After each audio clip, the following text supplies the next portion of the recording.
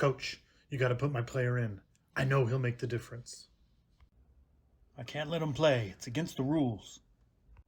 I've seen Airbud. I know dogs can play. But your dog's 3D printed. It's against the rules. Show me these rules. I want to see where it says 3D printed can't play.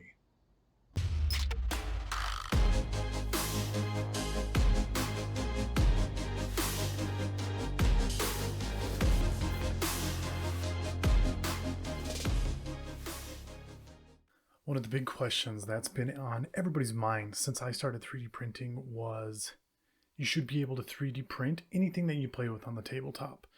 And that doesn't just mean, D&D. And D&D doesn't matter because you're not going to professional places to play D&D. Generally, you're just playing in your home. So it doesn't matter what models you use. You can buy them from Wizards of the Coast or you can 3D print them yourself.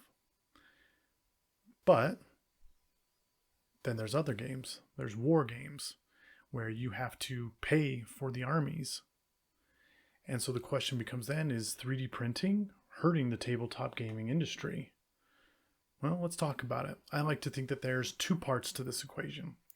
And that is you have the tournament side of things, and then you have the in your home local, side of things as well. And so is 3D printing hurting either one of those for the companies out there that are putting out minis, that are making minis of their own in a way that you can't 3D print them?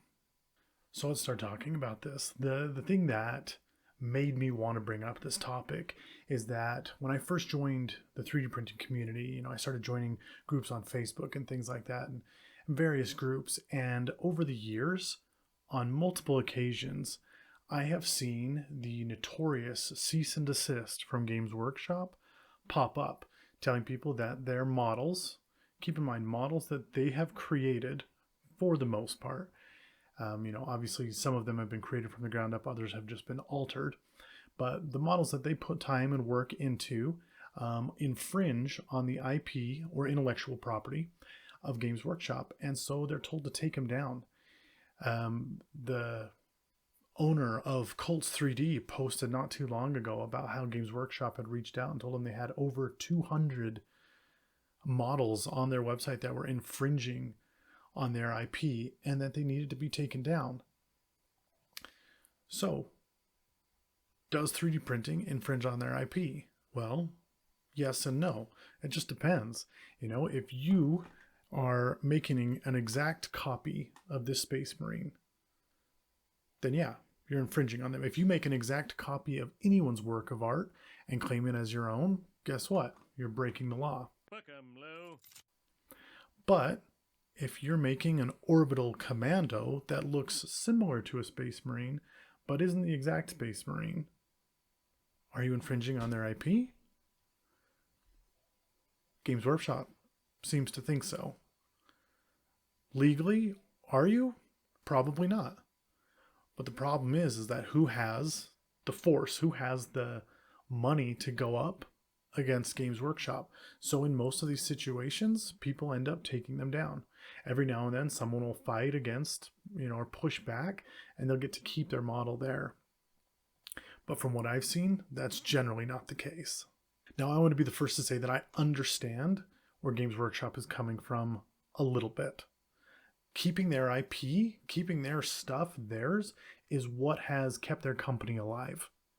They've been able to keep producing, keep putting games out for, almost 40 years because they don't let other people take advantage of their stuff. Now, do they go a little too far? Okay, too far. Yeah, I think so. You don't see Paizo or Wizards of the Coast telling people to take down their models and things like that. And if you do, you don't hear about it as much. So obviously it's one of those things that's not as big for other companies, but for Games Workshop, it seems to be a big deal. And again, I understand wanting to protect something that you have created. But at what point does protecting that become destroying that for a lot of your fan base? Well, I think Games Workshop rides that line, and they ride it better than they should. And if you're watching this, it's because, like me, you are in love with one or more of the worlds created by these various game designers. And if you're anything like me, you don't want to do anything that would hurt their company, would hurt the chances of you getting more of that lore, of those models, of that gameplay. And so you don't want to do things that would hurt these companies. But at the same time, it shouldn't cost you $1,000 to play a game that you want to play. So there's got to be a way around it, right? I think so. So how do we fix this? Well, I'll tell you what I think we can do. But before I do that, please, if you're watching this, like the video, subscribe to the channel, stay tuned for other content. Here at Pulsegate Games, we are doing our best to put out content that applies to you and will help you make your tabletopping experience the best it can be. I just made up that word, tabletopping. Your tabletop gaming experience, the best that it can be, and we hope that you'll join us for that journey. So, first off, is 3D printing really hurting these companies? When I first started 3D printing, I bought the budget printer. At that time it was $200, and now they're around there or less, or a little more depending on the printer that you want to buy. But in all honesty, 3D printing right now is the most affordable that it has ever been.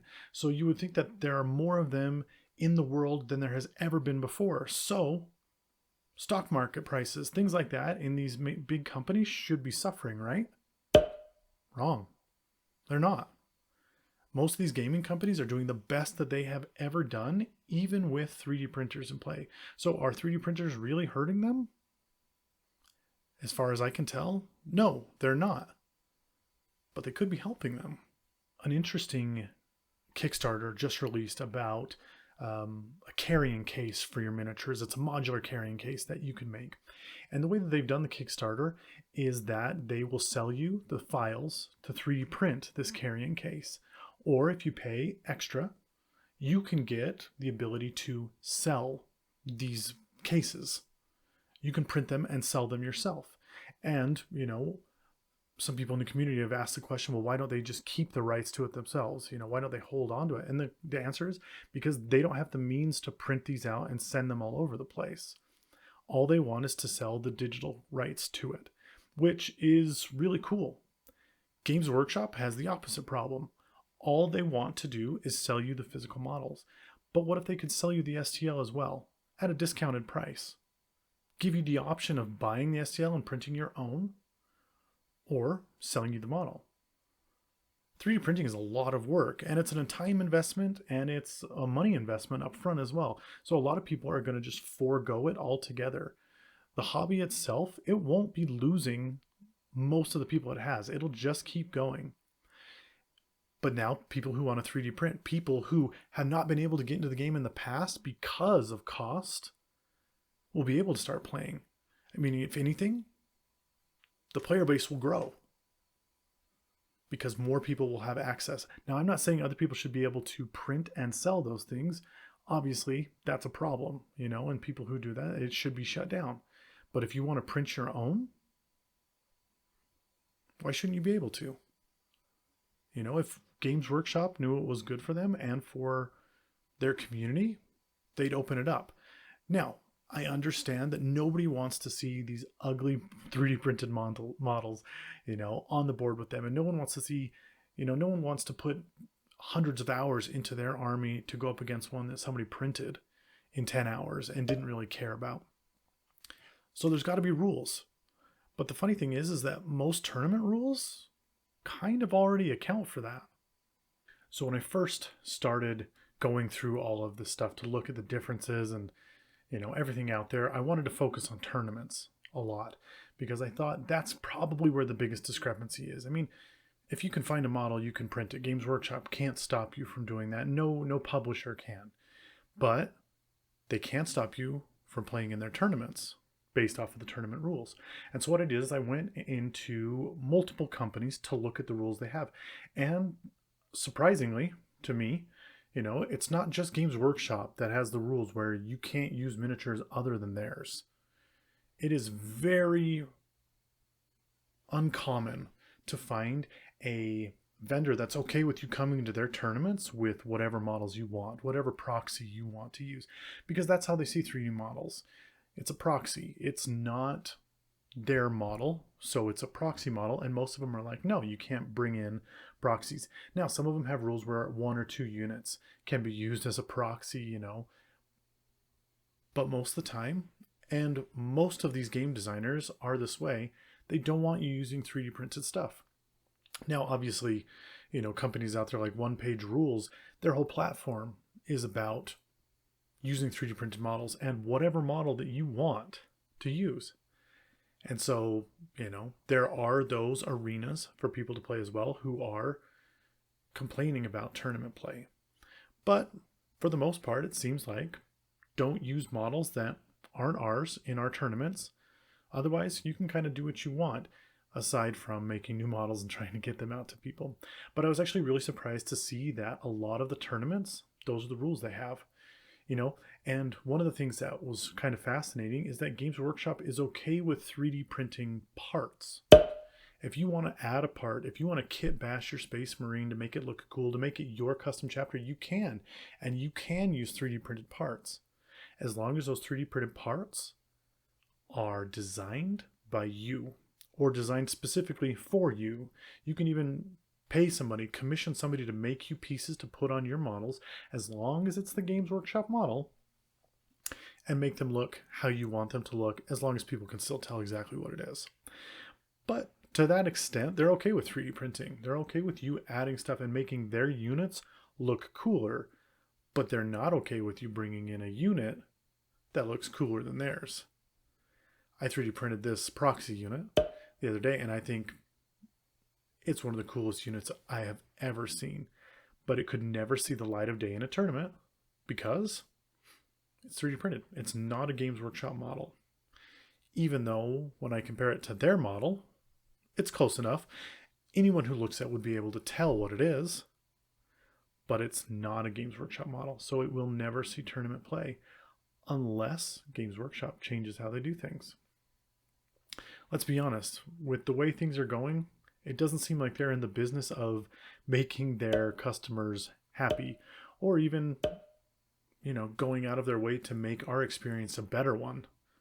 So do I see this happening? No. But I think if 3D printing continues growing the way that it has, one day they might be forced to. At least I hope so. I also want to point out that with the tournaments, it's not always the case that you can't use 3D printed models that look good. Nova Open, that just happened. They have a lot of rules, but they allow for proxies. They allow for proxies to their tournaments, even to their 40K tournaments that they host. They allow you to use proxies, but their rules are specific. It has to be clean. It has to be painted. It has to look like what you're saying it is. You know, you can't bring in a Scooby-Doo and have it be a Space Marine. You know, you can't throw in your Marvel characters into this game and make it look like your Space Marines. It has to look, and people have to be able to tell what it is, but they allow them. So as these third parties make these tournaments and things like that, it will only grow. And the sad thing is that, you know, you have these people that put hundreds of hours into their armies, whether they're 3D printed or not. Shouldn't they be allowed to play? That's up to these developers. That's up to these designers who are making these games, whether or not they're going to allow 3D printed stuff into it. I know that everyone wants to make money, and it's important to make money to keep your IP going, as we've talked about. But there are always ways to make money.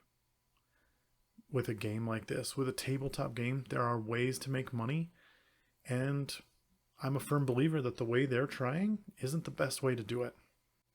Companies like War Machine are moving over to 3D printing their products completely.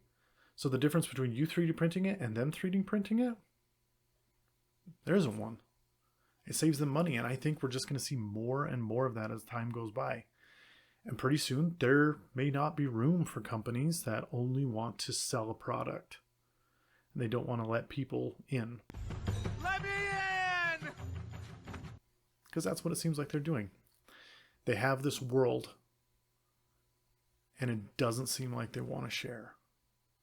Whereas there's people like us who are constantly building worlds, and we want to share it with everyone around us. So as always, get out there, build your world, share it with whoever you want, however you want. But don't spend so much time building it that you forget to spend some time in it. Until next time.